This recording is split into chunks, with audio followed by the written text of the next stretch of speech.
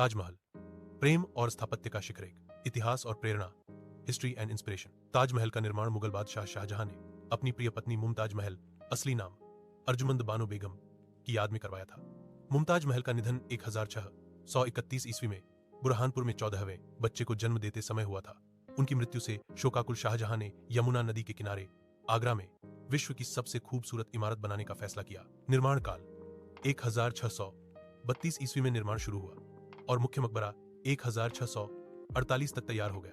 पूरा परिसर 1653 ईस्वी में बनकर तैयार हुआ, जिसमें लगभग 22 वर्ष का समय लगा। वास्तुकार उस्ताद अहमद लाहौरी को इस परियोजना का प्रधान रूपांकनकर्ता माना जाता है। लागत और श्रमिक, उस समय इसकी लागत लगभग 2 करोड़ रुपए आई थी और इसे बनाने में भारत, फारस और मध्य एशिया से आए 20 से अधिक कारीगरों ने काम किया। वास्तुकला और design, architecture and design. Taj Mahal Mughal वास्तुकला का उत्कृष्ट नमूना है, जिसमें फारसी, तुर्की, इस्लामी और भारतीय वास्तुकला शैलियों का समन्वय है। यह अपनी पूर्ण समरूपता, परफेक्ट सिमेट्री के लिए विश्व भर में प्रसिद्ध है। मुख्य संरचनात्मक विशेषताएं। सफेद संगमरमर। मुख्य इमारत पूरी तरह से सफेद संगमरमर से बनी है, जिसे राजस्थान के मकराना से लाया गया था। दिन के अलग अलग समय में सूरज की रोशनी और चांदनी के साथ इसका रंग गुलाबी, दूधिया, सफेद और सुनहरा बदलता हुआ प्रतीत होता है। गुंबद और मीनारे। मकबरे के ऊपर एक विशाल दोहरा गुंबद है, जिसकी ऊंचाई लगभग 115 फीट है। गुंबद के चारों कोनों पर 4 पतली मीनारें हैं। अनूठी बात, ये चारों मीनारें मुख्य मकबरे से बाहर की ओर थोड़ी झुकी हुई हैं। यह जानबूझकर किया गया था ताकि भूकंप या किसी प्राकृतिक आपदा की स्थिति में अगर मीनारें गिरें भी तो वे मुख्य मकबरे पर न गिरकर बाहर की तरफ गिरें। ज्यामितीय समरूपता।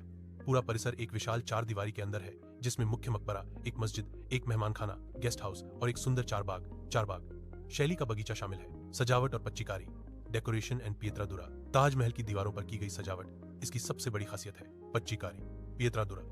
संगमरमर की दीवारों में कीमती और अर्धकीमती रत्नों जैसे लैपिस लाजुली, जैस्पर, फिरोजा को जड़कर जटिल फूलों और बेल बूटों के डिजाइन बनाए गए हैं। सुलेखन, कैलीग्राफी। इमारत पर विशेष रूप से मुख्य प्रवेश द्वार पर कुरान की आयतों का सुलेखन किया गया है।